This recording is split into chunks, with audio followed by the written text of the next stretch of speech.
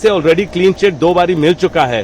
तो मुझे समझ नहीं है किस लिए 7 साल बाद दोबारा वही विषय में मेरे से बात की जा रही है, सवाल पूछे जा रहे हैं। पर मैंने जैसे पहले बोला है कि अगर बोलेंगे 1500, 2000 या डॉक्यूमेंट हमें उनको दोबारा देने हैं, उसमें समय लगता है। पर जो व्हाट्सएप बाहर निकलता है कि मैं अवॉइड कर रहा हूं, कभी भी अवॉइड नहीं करूंगा। मैं इस देश में हूं, कभी देश छोड़ के नहीं जाऊंगा। जितने सवाल हैं उसके जवाब दूंगा, तो कभी भी कोई इश्यू नहीं है।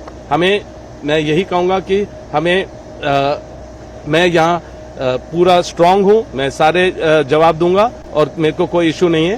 तो जितने भी एजेंसियों को इस्तेमाल करना है करते रहें। आखिरी और महत्वपूर्ण सवाल सर, क्योंकि राहुल जी कांग्रेस पार्टी कह रही है कि राहुल गांधी ने डिस्ट्रिक्ट मिशन गुजरात की बात करी, आईआरसीटी का अधिवेशन वहाँ किया और उसके बाद ही जो है पहले नेशनल हेराल्ड की प्रॉपर्टी अटैच होती है, जबकि अभी की बात होती है चार्जशीट के अंदर अब दूसरा जो मामला पीएमएलए का भी हो जाता है, पूरी उसी कार्रवाई से दोबारा अब सोनिया गांधी और राहुल गांधी को गुजरना पड़ेगा। उसको भी कुछ आप कैसे देखें? जब भी हम लोगों के लिए बात करेंगे या प्रगति की बात करेंगे या एकजुट होने की बात करेंगे या जो गलत हो रहा है उसके बारे में हम लड़ते रहेंगे, कहीं भी गुजरात हो या साउथ में हो या कहीं भी हो, मणिपुर, उसके बारे में कोई जिक्र नहीं होती है। हम उसके लिए भी लड़ रहे हैं। पर यह है कि जरूर हमारे ऊपर एजेंसियां छोड़ेंगे, किसी का दोबारा सामना है।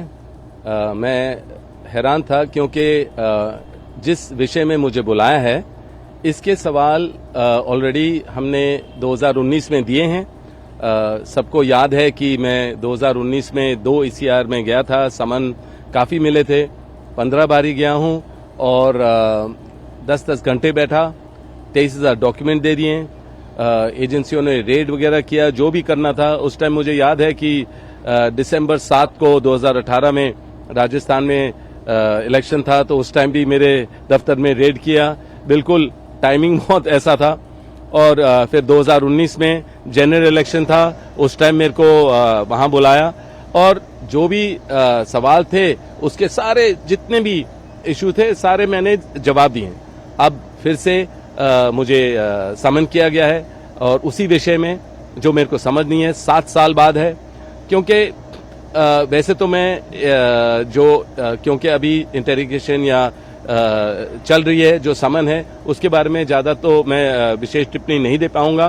पर अंदरूनी बात है तो मैं यही कहूंगा कि जो भी सवाल पूछ रहे हैं, ये इसके जवाब पहले मैंने 2019 में दे दिए हैं। जो चाहे अगर एजेंसी के लोगों ने, जो भी आईओ ऑफिसर है, अगर उन्होंने मना भी किया कि हमने ये सवाल नहीं पूछे, तो मैंने अपनी स्टेटमेंट 2019 की निकलवाई और उनके सामने मैंने दिखाया कि यही सवाल जो भी ये विषय में आपने बुलाया, इसके सवाल ऑलरेडी हो चुके हैं। तो वो खुद हैरान थे। और मैं यही कहूंगा कि एजेंसियों का दुरुपयोग हो रहा है। क्योंकि देखिए, मैं अभी अपने जन्मदिन से पहले 10 दिन के लिए लोगों की सेवा करता हूं हर रोज। वैसे तो हमेशा करता हूं, पर 10 दिन लगातार करता हूं। अभी वो सारा रुक गया है क्योंकि मैंने अंधे बच्चों के साथ, विकलांग बच्चों के साथ, बुजुर्गों के साथ मैंने प्लान किया था काफी चीजें, अभी वो रुक गई हैं।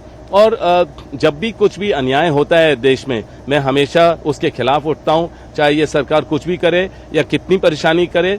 तो मुझे हमेशा लगा है कि जब मैं लोगों की आवाज बुलंद करता हूं, जो अन्याय हो रहा है उसके बारे में जिक्र करता हूं, या खुद अगर मेरी कोई भी इच्छा होती है या लोगों की इच्छा होती है कि मैं सक्रिय राजनीति में आऊं, तो उस समय भी एजेंसियों का दुरुपयोग होगा, हमें परेशान किया जाएगा।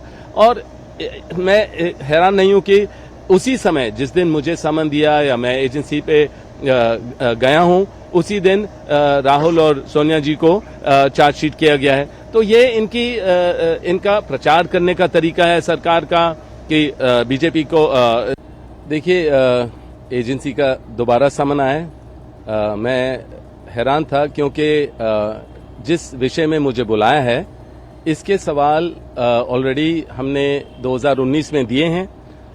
सबको याद है कि मैं 2019 में 2 ECR में गया था, समन काफी मिले थे, 15 बारी गया हूं और 10-10 घंटे बैठा, 23,000 डॉक्यूमेंट दे दिए।